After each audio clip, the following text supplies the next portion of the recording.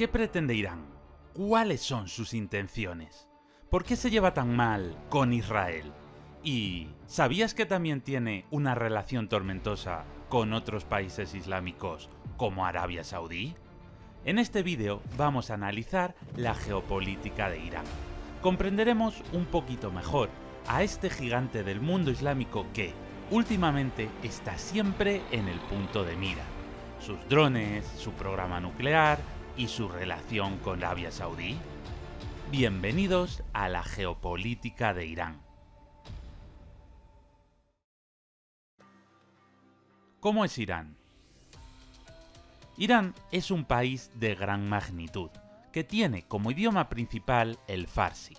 Su población es de unos 90 millones de habitantes, lo que lo convierte más o menos en el 17º país más poblado del mundo. Sin embargo, si analizamos su economía, vemos que su posición en el ranking global baja hasta el puesto 34. Incluso si analizamos su Producto Interior Bruto per cápita, es decir, repartiendo la riqueza entre toda la población, baja ni más ni menos que hasta el puesto 113. Sus habitantes tienen una riqueza similar a la de Guatemala. Es decir, tenemos un país enorme, muy poblado, pero muy pobre. Irán es un país musulmán, pero no es árabe. Aunque a veces lo utilicemos como sinónimo, musulmán es el que practica el Islam, y árabe es una etnia. Es decir, aquí tenemos a Mohamed, que es árabe y musulmán, pero también podemos tener a Kevin, que es caucásico, pero puede ser musulmán. Y resulta que los iraníes son de etnia persa. Esto hace que sientan cierta unión con el resto de musulmanes, pero a la vez se sienten étnicamente diferentes, e incluso practican una versión del Islam que es minoritaria. En este mapa puedes ver los países que tienen población islámica. Cuanto más claro es el color, como en Etiopía, significa que hay menos musulmanes, y cuanto más oscuro, como en Arabia Saudí, es que hay un porcentaje mayor. Y casi todo lo coloreado sale en verde, pero te habrás fijado en que hay otros dos colores. Bien, pues eso se debe a que cada color representa las tres ramas principales del Islam. Pasa igual que con el cristianismo, que todos creen en Jesús y tal.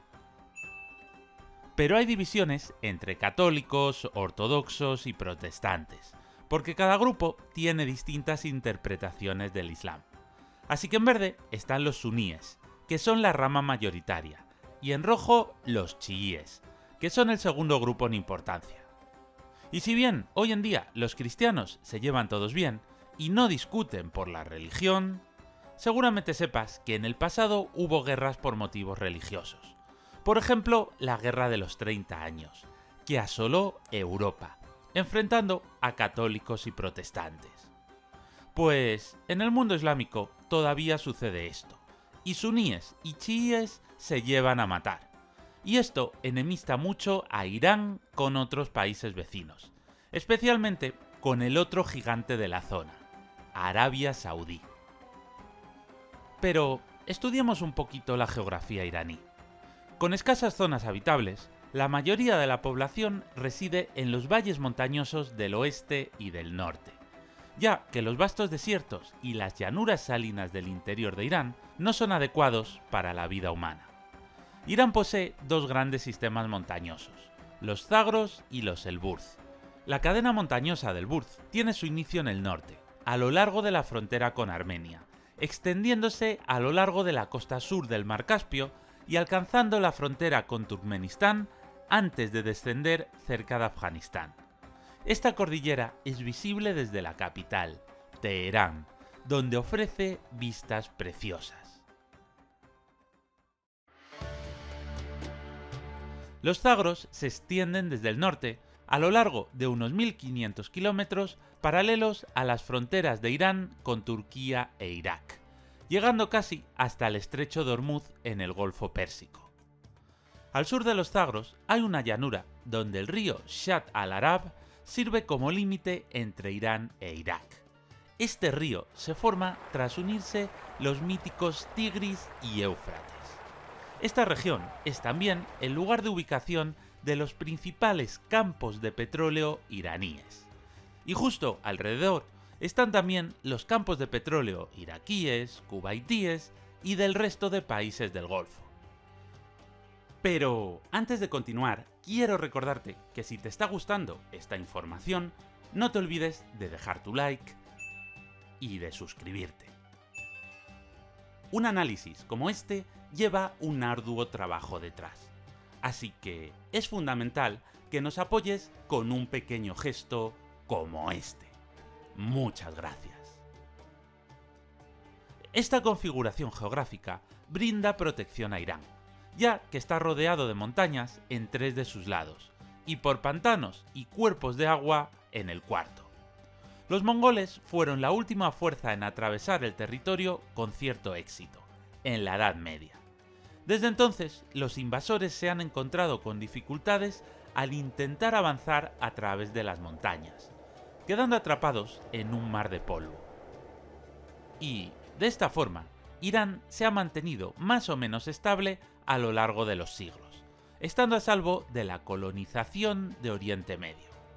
Esta resistencia ha forjado un espíritu de pueblo orgulloso, y muchos iraníes se perciben como un país mucho más avanzado, resiliente y capaz que sus vecinos árabes, ya que, por ejemplo, mientras los saudíes vivían en tiendas de campaña en el desierto, los iraníes tenían una prestigiosa cultura, erigían impresionantes monumentos y se veían como una civilización milenaria.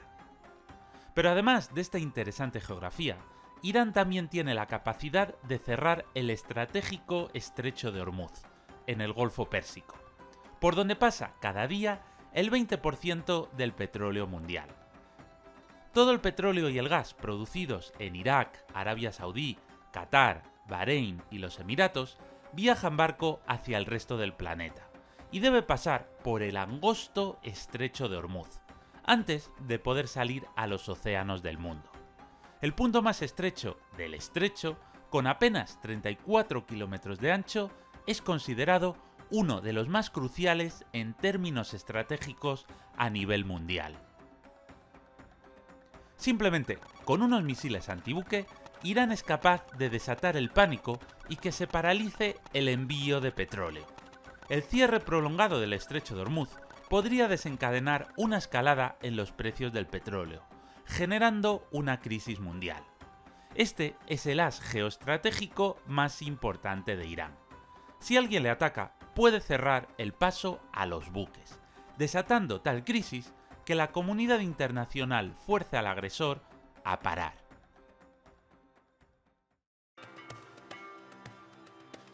Pero para evitar que esto suceda, sus vecinos del sur han llamado al tío Sam.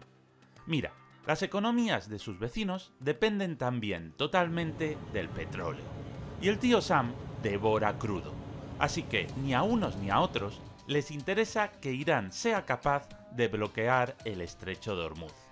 Es por esto que los Emiratos Árabes Unidos, Bahrein, Qatar, Kuwait y Arabia Saudí permiten que el tío Sam tenga bases militares allí. Si llega el momento de darse de hostias, quieren que Estados Unidos esté con ellos. E incluso los norteamericanos tienen una enorme base naval donde está anclada la Quinta Flota, que cuenta con un par de portaaviones por si hay que despejar el estrecho de Hormuz lanzando pepinazos que hacen pum. Así que las posibilidades de que Irán sea realmente capaz de cerrar el estrecho son bajas. Pero, quién sabe, si juega bien sus cartas y es capaz de hundir los portaaviones norteamericanos, las consecuencias podrían ser imprevisibles. Como hemos dicho, Irán también tiene mucho petróleo. De hecho, tiene algunas de las reservas de crudo más grandes del planeta. Aquí podemos ver su gráfico de exportaciones, donde se muestra con áreas proporcionales lo que el país exporta. Y lo que vemos no es bueno. En torno al 90% de sus exportaciones son o bien petróleo o derivados del petróleo, por lo que su economía es extremadamente vulnerable al vaivén del precio del oro negro. Cuando el petróleo está alto, todo va bien, pero cuando caen los precios, su economía se hunde. Esto explica, por ejemplo, que su renta per cápita alcanzara el máximo en 2012, cuando el petróleo estaba carísimo. Pero en los años siguientes el precio cayó y su riqueza nacional también se derrumbó. Una de las cosas que necesita Irán para ser realmente poderoso es depender menos del petróleo, para así poder tener unos ingresos estables. Y ahí la industria es la clave. Y, sorprendentemente, presenta una industria bastante decente. Aunque seguramente nunca hayas oído hablar de las marcas de coches iraníes, existen. Y es el 16º fabricante a nivel mundial. La mayor parte de estos coches son licencias de marcas extranjeras, como Peugeot, pero aún así, no cualquier país puede presumir de fabricar autos. De hecho, de todo Oriente Medio, únicamente Turquía también es capaz de fabricar automóviles. Y, además de todo, gracias a la ayuda de Rusia y de Corea del Norte, ha desarrollado una importante industria de misiles de largo alcance, con la cual poder mantener la disuasión frente a sus vecinos y atacarlos si llegara el momento. Y esto ya sí que es innovación nacional. Irán ha desarrollado los famosos drones Shahed, que no son una maravilla, pero son baratos y permiten lanzar ataques masivos contra sus enemigos. Y, quién sabe, si esto es solo el principio de drones mucho más avanzados. De momento, Irán está vendiendo miles de estos drones a Rusia, para que los use contra Ucrania, logrando importantes beneficios económicos. Aunque, como hemos visto, las exportaciones industriales iraníes representan una entrada de capital muy pequeña. Y esto es algo en lo que Irán debería trabajar para ser un país más próspero. Sin embargo, a pesar de esta riqueza, Irán sigue siendo un país relativamente pobre debido a problemas como la mala administración, la corrupción y las sanciones económicas que han impedido, en parte, la modernización de su industria. Así que, en definitiva, Irán es un país relativamente poderoso, pero no el más fuerte. La economía de todos sus enemigos es mucho mayor que la suya, pero, a su vez, los supera en población. En caso de guerra, sus enemigos disponen de más recursos, pero Irán de más soldados, por lo que tendríamos un largo y sangriento conflicto de resultados impredecibles.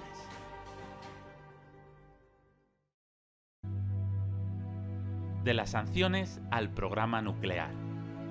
Hasta 1979, Irán era una monarquía con excelentes relaciones con Occidente, hasta el punto de que compró modernos aviones de combate F-4 Phantom, F-5 Freedom Fighter y F-14 Tomcat. Pero en 1979 se produjo la Revolución Islámica. El Shah, que es como se llamaba el rey, fue depuesto, y el país se convirtió en una teocracia, es decir, que la religión se volvió el centro de todas las leyes. Uno de los sucesos que ocurrió durante la Revolución Islámica fue el asalto a la Embajada de Estados Unidos, con rehenes de por medio. Esto enturbió las relaciones con Norteamérica y ambos países se convirtieron en enemigos irreconciliables. Y además se sumó un segundo factor. Irán es un país chií y se lleva regular con los países suníes, básicamente porque en la agenda iraní está expandir su versión chií del Islam. Sin embargo, Arabia Saudí, el país en el cual está situada la Meca y que se considera la garante de la verdadera fe, es decir, del Islam suní, lo considera inaceptable.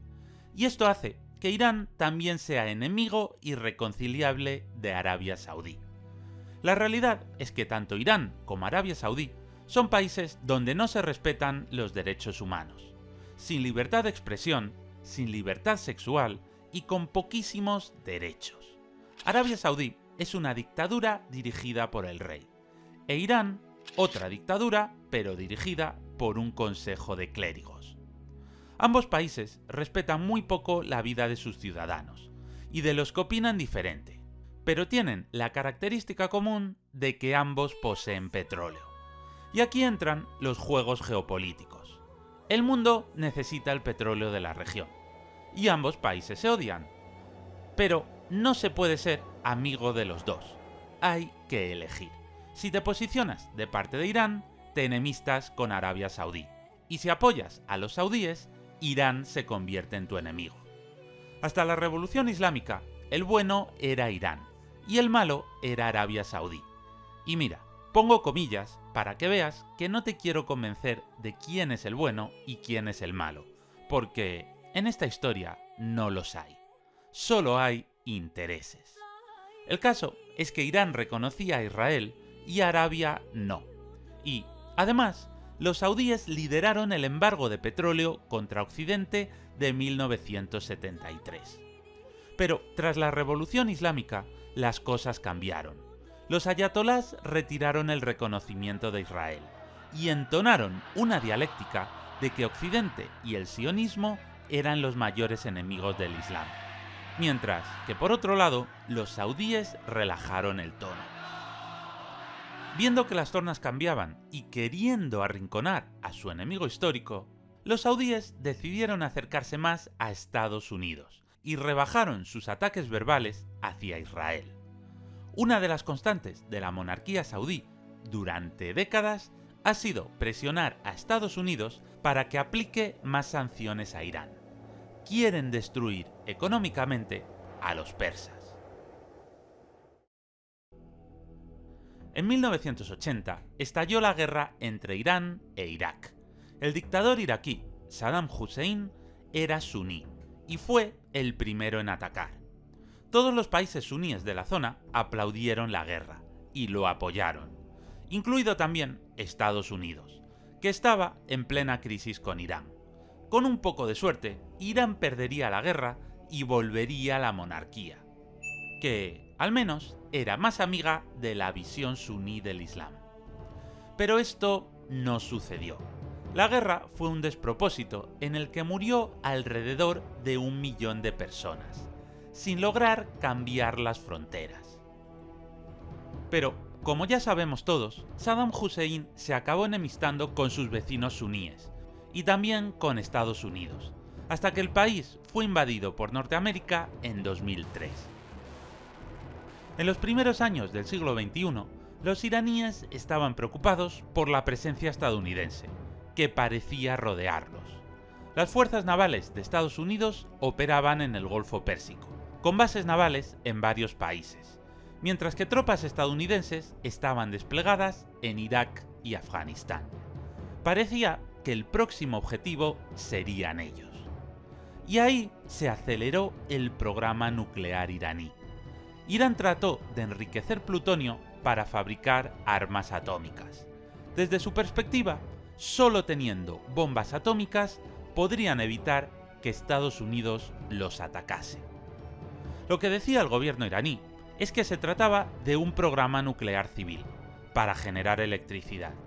Pero vamos, que eso no se lo cree nadie. Es la típica excusa que usan los países para negar lo evidente. No puedes ir diciendo que quieres eliminar Israel y luego decir que tu programa nuclear no es militar, que solo quieres alumbrar las farolitas. No sé si me explico. Para que te hagas una idea, durante la Segunda Guerra Mundial, Estados Unidos logró desarrollar la bomba en menos de 3 años.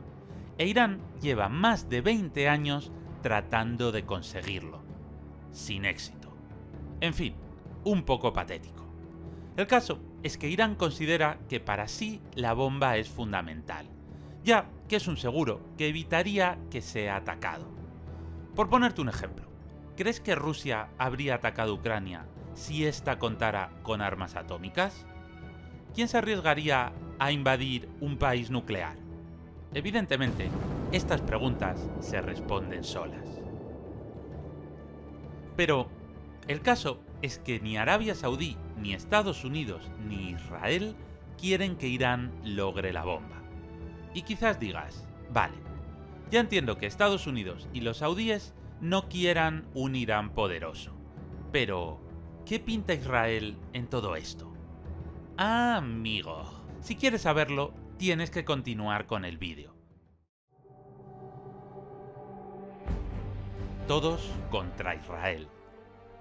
Pues, como sabes, tras la fundación del Estado de Israel en 1948, todos los vecinos árabes le declararon la guerra para tratar de eliminarlo. Hubo una nueva guerra en 1956, otra en 1967 y una más en 1973. Israel las ganó todas. Los países islámicos consideraban que Israel era una aberración que no debía existir, y en conjunto decidieron no reconocer su existencia. Es decir, hacer como que Israel no existía, y que todo era Palestina. En este mapa puedes ver los países que reconocían a Israel. Prácticamente todos los países musulmanes se negaban a hacerlo. ¿Todos? No. Irán sí que lo reconocía. Pero eso fue durante la etapa de la monarquía. En cuanto estalló la revolución iraní y los clérigos se hicieron con el poder, retiraron el reconocimiento. El caso es que Israel había ganado 4 guerras, y Egipto había sido el más perjudicado en todas, sufriendo una derrota catastrófica tras otra. Así que fue el primer país en firmar la paz con Israel. Y, para firmar la paz, debes reconocer que tu enemigo existe. Así que se convirtió en el primer país árabe en reconocer a Israel.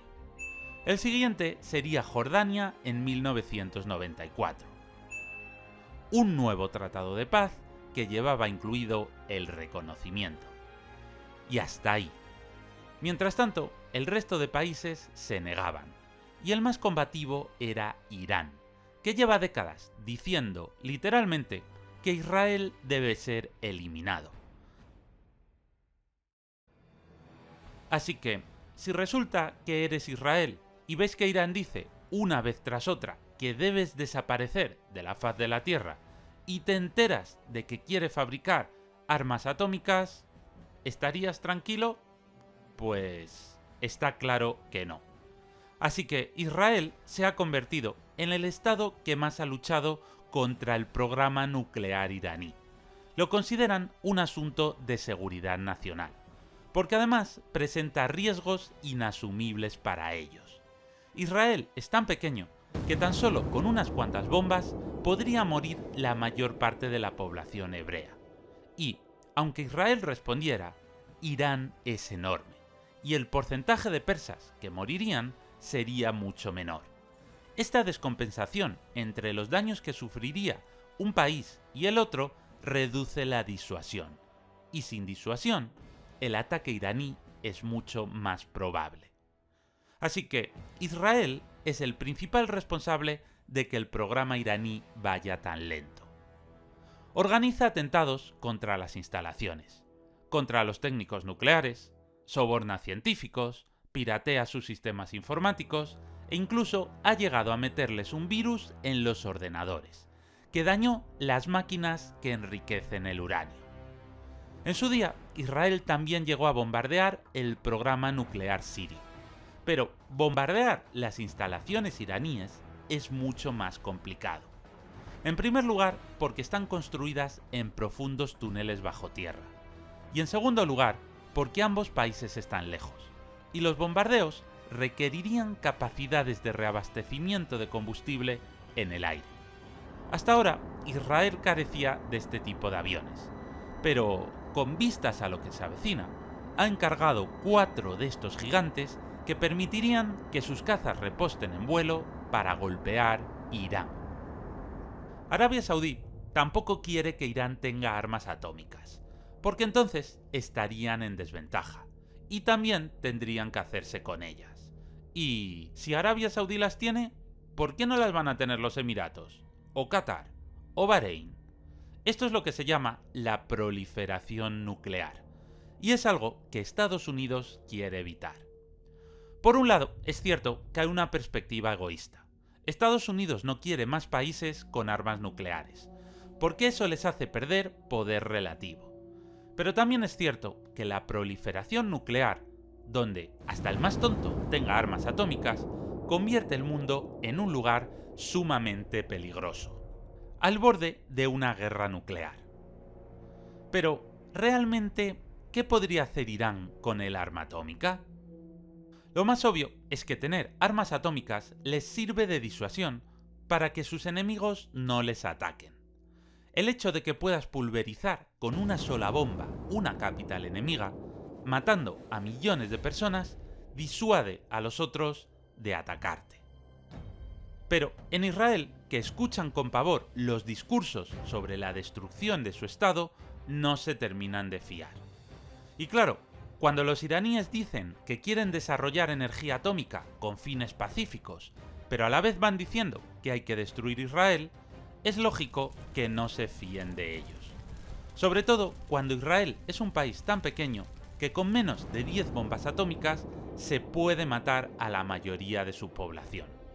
Ten en cuenta que en su parte más estrecha mide menos de 20 kilómetros y en sus zonas anchas ronda los 70. Así que en Israel contemplan esta posibilidad con pánico. De hecho, como elemento de disuasión, Israel ni confirma ni desmiente que tenga sus propias armas atómicas. Tras la última gran guerra con sus vecinos, en 1973, el pequeño país hebreo desarrolló su propio programa nuclear, y se cree que puede tener más de 100 bombas atómicas. ¿Es casualidad que los países vecinos no hayan tratado de atacar Israel por quinta vez, después de que justo obtuviera las armas atómicas? Pues no lo creo. No suena a casualidad.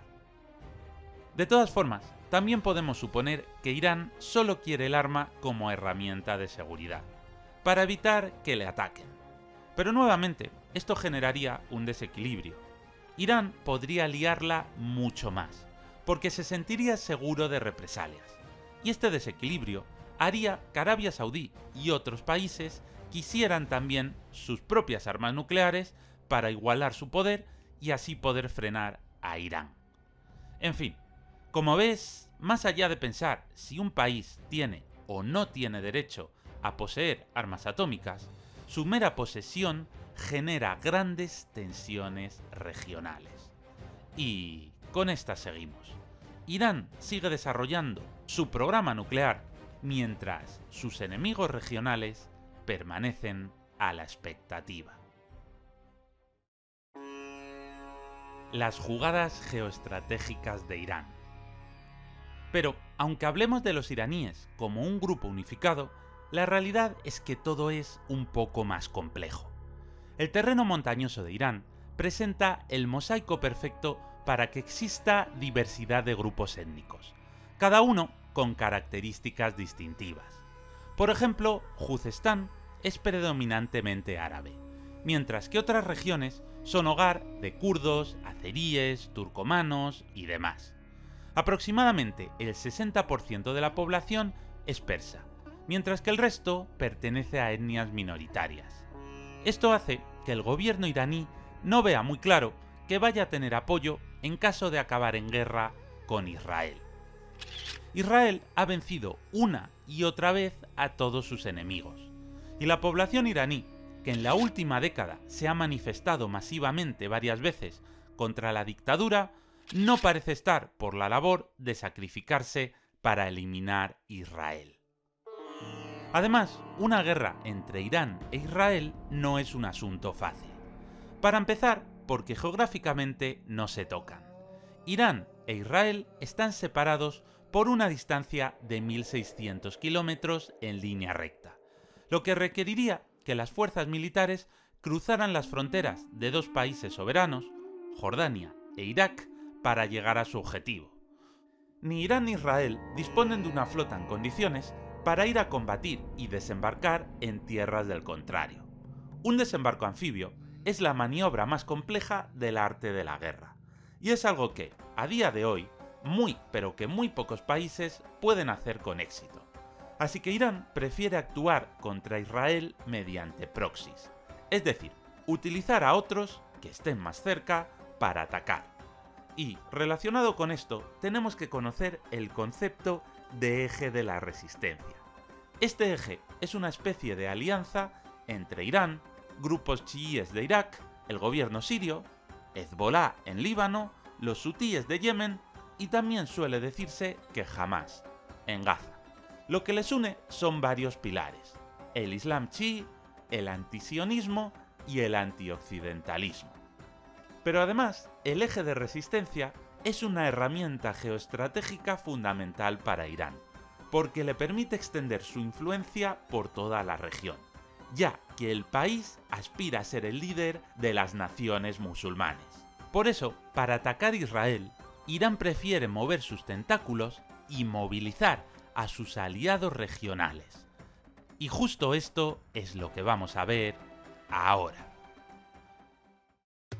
Y, como acabo de decir, el factor religioso es fundamental. Si nos fijamos en Líbano, veremos que la población está dividida a nivel religioso. Y resulta que el sur está dominado por los chiíes, la misma rama del Islam a la que pertenecen los iraníes. Y esta zona chií es justo la que limita con Israel. Así que, blanco y en botella. Irán ayuda militarmente a la milicia islamista de Hezbolá, que controla el sur del Líbano, para que tire sus cohetes y sus cosas que hacen pum a Israel. También tenemos el caso de Palestina. Los palestinos son suníes, así que, en principio, no deberían ser muy amigos de los iraníes. Pero, ¿acaso no recuerdas que Irán no para de repetir que Israel debe desaparecer? Pues, esto hace que Irán apoye a los palestinos en su resistencia contra el Estado hebreo. Especialmente apoya al grupo terrorista de Hamás, a quien entrena y da ayuda económica y militar. Para Irán, Hamás es un grupo fundamental en su misión histórica contra Israel. Y luego está el caso de Siria. El dictador Bashar al-Assad practica el Islam alawita, que es una rama dentro del Islam chií. Así que, al ser doctrinalmente parecido al chiismo, tiene el apoyo de Irán, y a ambos les une su odio a Israel. De todas maneras, ahora mismo Siria, que lleva más de 10 años en guerra civil, no está como para lanzar ningún ataque a Israel. De hecho, más bien, son los israelíes los que cíclicamente atacan objetivos sirios. También tenemos el caso de Irak, un país al borde del colapso. La base del problema es que es un país muy dividido, y la democracia difícilmente puede funcionar así. Saddam Hussein, que era árabe y suní, controlaba el país con mano de hierro, y mantenía la paz a costa de asesinar a quien la perturbara. Pero un sistema democrático, de equilibrios, resulta muy inestable cuando no existe un proyecto de país y cada grupo solo mira por sí mismo. Mira, aquí viven los suníes y aquí los chiíes. Pero a su vez, no todos los suníes son árabes, sino que la mitad de ellos son kurdos. Así que existen tres grupos irreconciliables. Esto ha hecho que los kurdos vivan en su región autónoma casi como si fueran un país independiente, con su propio ejército. Cuando Saddam gobernaba, orientó la política desde la perspectiva árabe-suní, ya que el sunismo era el Islam que él profesaba, a pesar de que la mayoría de la población fuera chií. Por eso atacó Irán. Y por eso los países de la zona le apoyaban. Pero, con Saddam muerto y un sistema democrático en el país, ¿puedes adivinar qué visión religiosa se ha impuesto en las urnas? Pues, efectivamente, la chií. Irán ha logrado aumentar su influencia en un país que antes era su enemigo, y ahora financia y apoya a los partidos políticos y grupos terroristas chiíes, buscando que Irak se convierta en su aliado. Este enfrentamiento entre chiíes y suníes ha provocado centenares de atentados terroristas, que han causado más de 100.000 muertes. Así que, paradójicamente, el mayor beneficiado de la invasión de Irak ha sido Irán. La región ha pasado de tener un país anti-iraní a ser una pequeña marioneta de Teherán. La perspectiva del tiempo nos ha mostrado que Estados Unidos se dio, estratégicamente hablando, un tiro en el pie. ¿Quieres ver más tentáculos geopolíticos de Irán? Pues vámonos a Yemen.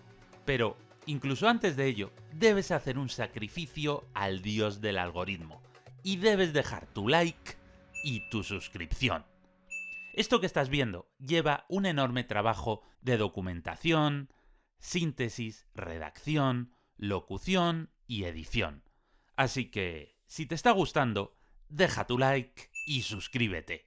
Es fundamental para que el canal pueda funcionar. Muchas gracias.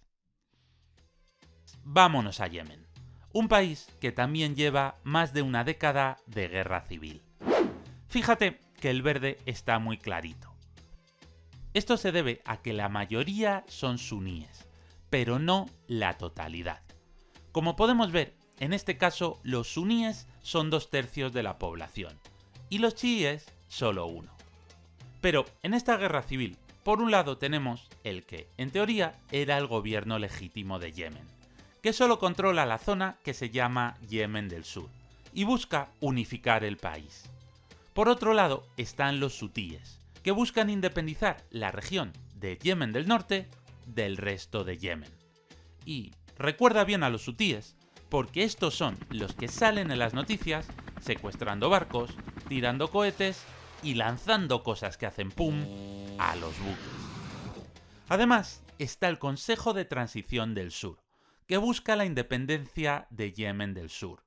Y también hay multitud de grupos de Al-Qaeda que buscan, bueno, las cosas típicas de Al-Qaeda.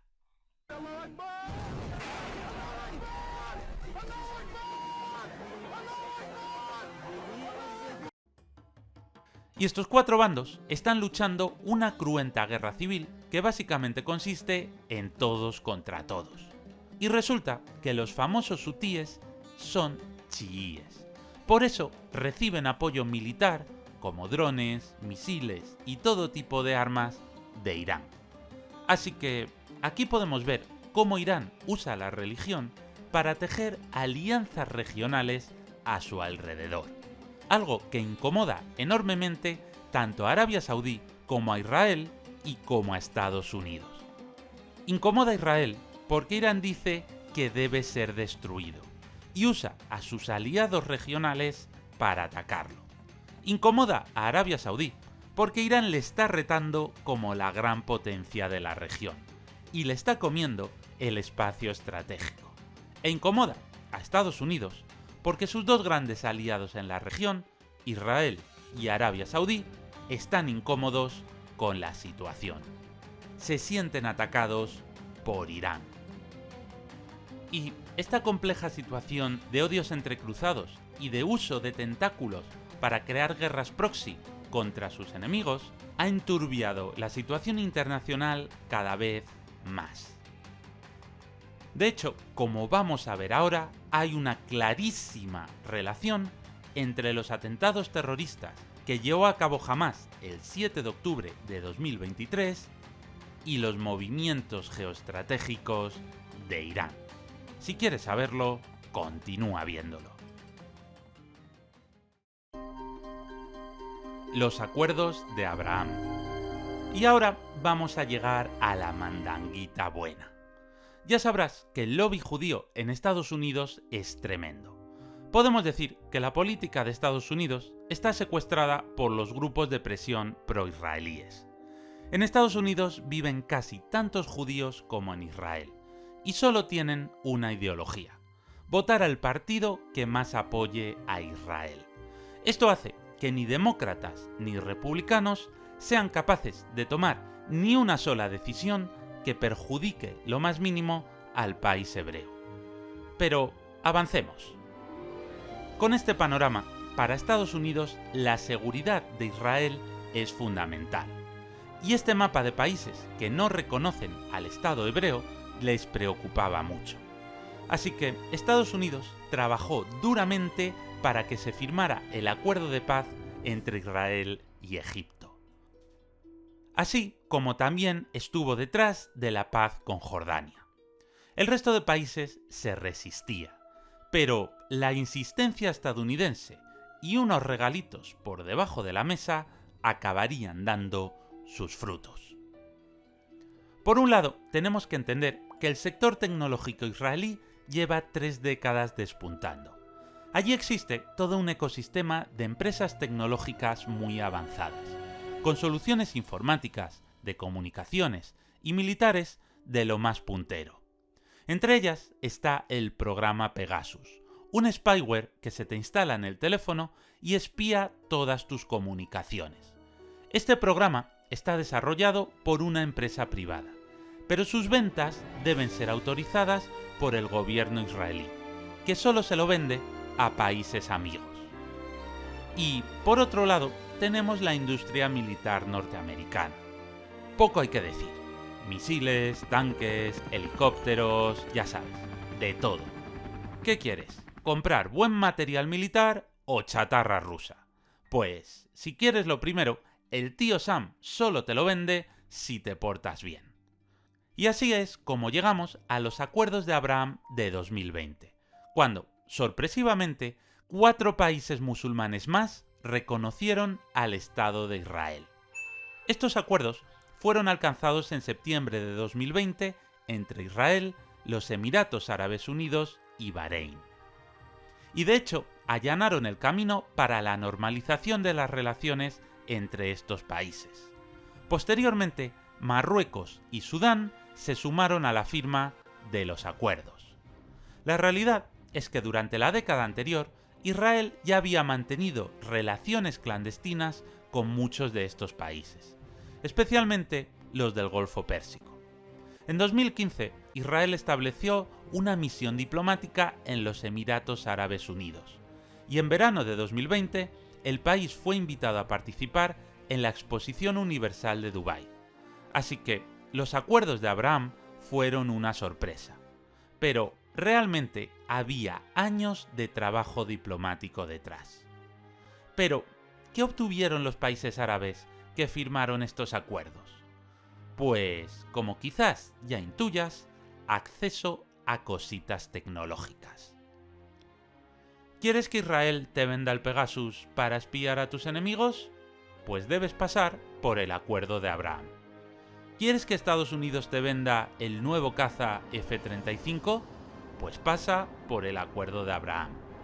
Es decir, que si quieres juguetitos que hacen pum, o juguetitos para descuartizar a tus enemigos políticos, debes reconocer a Israel. Y quizás te digas, menuda chapa me está dando este tío con Israel. ¿Acaso no estábamos hablando aquí de Irán? Amigo, esto tiene todo el sentido del mundo.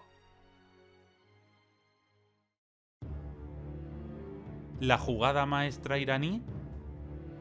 A finales de verano de 2023 ya se hablaba de que Arabia Saudí podría ser el siguiente país en reconocer al Estado de Israel. Y aquí es donde entra en juego, de nuevo, Irán. Irán estaba viendo cómo el problema del enemigo común que unía a los musulmanes se estaba disolviendo. Más y más países estaban reconociendo a Israel. Todos querían el Pegasus israelí, y todos querían el material militar estadounidense. Hasta ahora, los suníes tenían 2 enemigos, Israel e Irán, e iban por el camino de tener solo uno, Irán. Así que, en Teherán, pensaron que había que hacer algo para evitarlo. Y, como hablar con los suníes no servía de nada, había que ser audaces. Los israelíes son conocidos por responder con una contundencia desmedida a cualquier ataque. Si un ataque de Hamás mata a un soldado hebreo, ellos responden matando a 10. Así que, ¿qué pasaría si animaban a Hamás a lanzar un ataque que matara a cientos o incluso más de 1000 israelíes? Pues que la respuesta de Israel sería tan contundente, tan salvaje, con tanta sangre, que lograría que Arabia Saudí frenara el reconocimiento de Irán, o incluso que otros países se lo volvieran a retirar. Israel volvería a ser el malo malísimo de la región, Esta era una jugada geoestratégica cruel, pero si le salía bien a Irán, era una jugada maestra. Y así es como empezó el ataque terrorista del 7 de octubre. Cientos de milicianos de Hamás masacraron a más de 1000 civiles israelíes. Y la respuesta israelí fue la esperada. Una salvaje ofensiva que, hasta ahora, ha causado la muerte de más de 30.000 civiles palestinos y ha destrozado la Franja de Gaza. Y, con esta situación, naturalmente, Arabia Saudí no ha formalizado el reconocimiento de Israel, que se veía ya como algo inminente. Pero, por otro lado, ni Marruecos, ni Jordania, ni Emiratos, ni Sudán, ni ninguno de los otros países ha dado marcha atrás. Siguen manteniendo su reconocimiento de Israel. Es más, tras la salvaje respuesta israelí, la han criticado, pero con la boca pequeña, porque, en el fondo, sus servicios de inteligencia entienden lo que está pasando. Todo ha sido una maniobra de Irán para tratar de ponerles contra las cuerdas, para tratar de que se retrataran, para tratar de que se vieran obligados a retirar el reconocimiento de Israel. Así que han decidido mantenerse firmes y, a pesar de la brutalidad israelí, siguen manteniendo su reconocimiento. Es más, cuando el 14 de abril de 2024 Irán lanzó su ataque masivo con más de 300 proyectiles hacia Israel, los iraníes informaron antes a Arabia Saudí y a Jordania, ya que los misiles iban a cruzar su espacio aéreo. ¿Y sabéis qué hicieron los saudíes? Informaron a Israel de los planes iraníes. ¿Y sabéis qué hicieron los jordanos? Autorizar a los cazas israelíes a sobrevolar su país para derribar los misiles, a la vez que ellos también derribaron otros sobre la capital, Amán. Así que la jugada maestra iraní ha sido un fracaso absoluto. Los países islámicos de la zona han preferido mantener sus nuevos juguetitos. De aquí al futuro. Es decir, la jugada maestra de Irán ha fallado. Y los últimos sucesos nos confirman dos tendencias. La primera es que a nadie le importan un carajo los palestinos. Poco les importa que hayan muerto 30.000 civiles según la ONU. Los países musulmanes dan Palestina por perdida. Prefieren tener el Pegasus y el F-35. La segunda es que es cuestión de tiempo que Arabia Saudí y otros países islámicos acaben reconociendo a Israel. En el fondo, se han demorado demasiadas décadas en hacerlo. Y ahora que Estados Unidos e Israel les están ofreciendo cositas, están más dispuestos que nunca. La tercera es que el frente común de musulmanes suníes contra Irán se está cerrando, especialmente en el Golfo Pérsico. Esto aumenta el aislamiento de Irán, que ve que sus vecinos musulmanes prefieren mejorar sus relaciones con Israel antes que mejorarlas con ellos, lo cual, desde su perspectiva, es tremendamente frustrante. Y la cuarta es que, a pesar de todo, no es previsible que nadie ataque a Irán, principalmente porque sigue pudiendo bloquear el estrecho de Hormuz. Si los países del Golfo atacaran Irán, este, al bloquear el paso de los buques, ahogaría sus economías, que dependen casi en su totalidad del petróleo. No obstante, la hostilidad anti-iraní en la región debe ser entendida de la siguiente forma. La agresividad geoestratégica de Irán, abriendo alianzas lejos del propio Irán, es decir, en la puerta trasera de otros países suníes, es percibido por Arabia Saudí como algo tremendamente hostil. Y, paralelos a Arabia Saudí, los pequeños países del Golfo, que son tan pequeños y débiles frente a Irán que prefieren mantener al gigante persa a raya. Y mientras que Estados Unidos e Israel han practicado el juego del palo y la zanahoria, Irán no tiene ninguna zanahoria que ofrecer. Estados Unidos puede ofrecer apoyo militar. Israel puede ofrecer apoyo tecnológico. Pero lo que Irán tiene está a años luz de los productos occidentales, y no hay nada realmente interesante que pueda ofrecerle a los otros países árabes. Así que podemos decir que el exceso de ambición geoestratégica de Irán ha acabado uniendo a toda la región en su contra.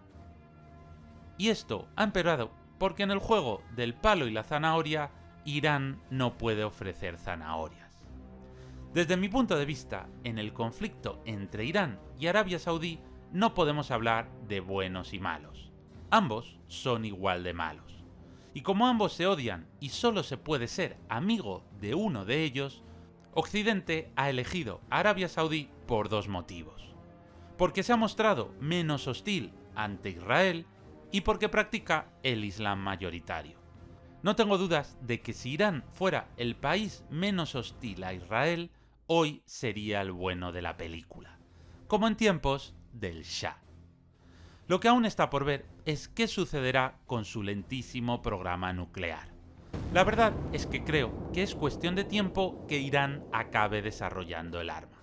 Pero la cuestión es cómo afectará esto a la región. ¿Se convertirá Irán en una nueva Corea del Norte? ¿Acabará haciendo que se forme una alianza anti-iraní en la región que, imagínate, haga que los israelíes tengan bases militares en Arabia Saudí o los Emiratos? ¿Acabarán desarrollando todos armas nucleares y se acelerará así la proliferación nuclear? Pues no lo sé. Los escenarios son muchos y muy inciertos, y solo el tiempo dirá qué sucede. Hasta aquí este profundo documental sobre la geopolítica de Irán. Así que, si te ha gustado, no te olvides de darle tu like y de suscribirte. Un pequeño gesto como este es fundamental para que el canal pueda funcionar. Muchas gracias y un saludo.